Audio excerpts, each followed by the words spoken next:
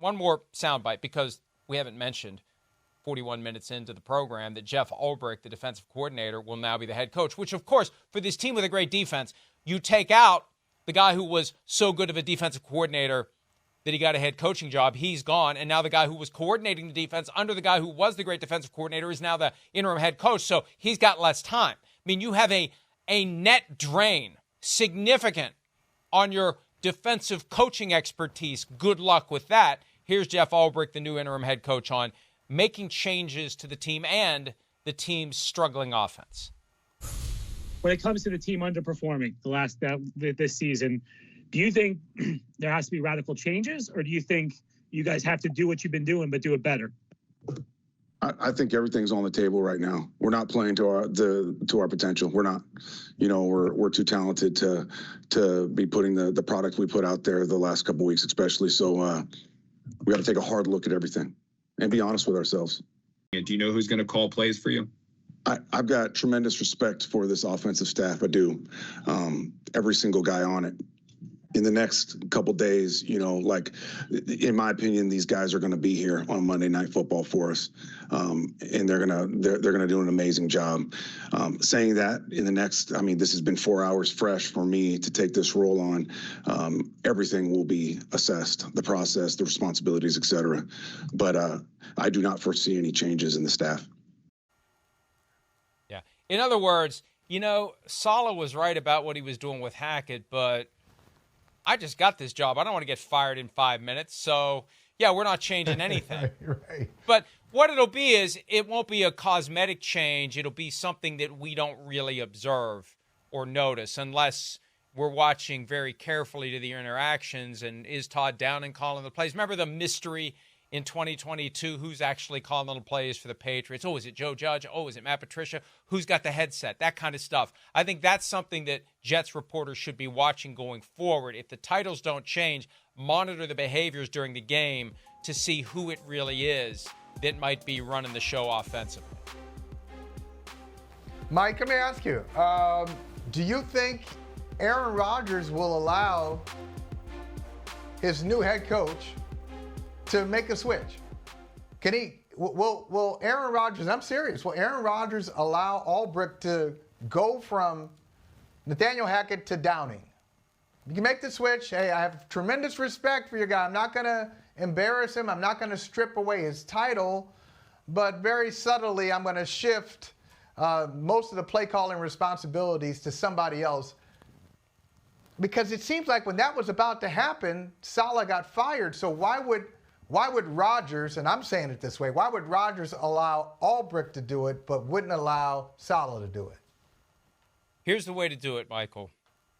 And I hadn't really thought of this, so as I articulate my thoughts and turn them into words, I might get it wrong, but which makes it no different than any other day, frankly. But I think that the right way for Ulbrich to do it is to have a conversation with Rodgers about the offense and to gently lay out the seeds of an idea and hope that Rodgers, on his own, comes to the conclusion that Ulbrich wants him to come to. Because I think that's the only way you pull it off, is if you sprinkle just enough so Rodgers decides this is what we need to do and takes ownership of the decision and feels like he's the one who, in exchange for the $35 million that he gave to the Jets, is deciding things. That's the only way to do it. So he's basically got to manipulate Rodgers. He's got to be able to get him to think he's coming to the decision on his own that Ulbrich needs him to come to. I think that's the only way it works. Yeah, it's one of those things of, hey, I've got an idea. We've done this as parents. I've got an idea, but talk to the kids about it, make it think it's their idea. Or I don't know how things happen in your house. My wife does that to me all the time. Okay? She wants me to do something. She'll tell me.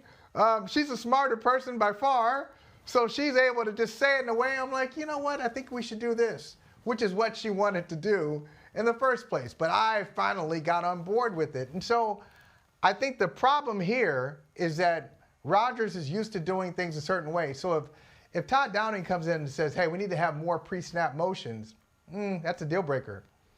because Aaron Rodgers doesn't do that. And he doesn't like that. So you can have somebody calling different plays, but can they change? Can they tweak the offense? Are they allowed to tweak it? I don't think so. So you might as well stay with Hackett, because I don't think you're going to be restricted to what you can do. And it's too bad. See, this is back to dysfunctional organizations, because you think about some of the great organizations have made some changes, and it's led to Super Bowl runs. Think about what John Harbaugh did in Baltimore, and I think it was in 2012 when they won the championship. They switch to Jim Caldwell late in the season, and they figure it out. And now that's when you got Super Joe Flacco and Anquan Bolden coming down with every big catch, seemingly. They made a change. And then more recently, they haven't won a Super Bowl, but when the Lions switched to Ben Johnson, it unlocked one of the great offenses we've seen in the NFL in the last 4 to 5 years. So it can work if the players are on board. It all seems ridiculously premature until we consider the Aaron Rodgers angle. One of the things Tony Dungy texted yesterday, in 1999, my Tampa Bay Buccaneers were 2-3, and we went on to the NFC Championship game. I'm glad I didn't get fired after Week 5 that year. On the surface, it makes no sense. And I said this yesterday when it was fresh. You beat the Bills on Monday night, you're tied for first place in the division. You got another primetime game against the Steelers on Sunday Night Football 6 days later. You're 4-3 through 7 games if you win the next 2. And the Jets have shown me enough that they could. Now, I think it's going to be harder. They could still win, but it's going to be harder. I think it all points back to what you said early on, and the circumstantial evidence is there. The snow is on the car. We went to bed and there was no snow on the car. We wake up, the snow's on the car. This was, Hackett is about to be completely neutered and or put in a position where his only face-saving option is to walk away. So Rodgers activates bat phone, and out goes Saleh. And by the way, Michael, we have put the crew to work here with hidden cameras and diligence and shoe leather and maybe slipping a 20 to the right person, but we have obtained exclusive. You will see it only here, folks. You better be ready for this. Sit down. Sit down. If you're standing up, sit down. Exclusive video of the things that went down yesterday. There it is. There's exactly how it went down yesterday. You thought the room was empty. When I saw the rough cut of this yesterday, the room was empty. But no, there's someone waiting. There's someone waiting for Tommy. There's someone waiting inside. So that takes a lot of skill journalistically to get to the video of what actually happened yesterday. All right. Well done. That's the award winner there. Now, here's what we're going to do. That's Emmy. That's Emmy. You're not only going to win a Pulitzer, Mike, you're going to win an Emmy. The show will win an Emmy for that illustration.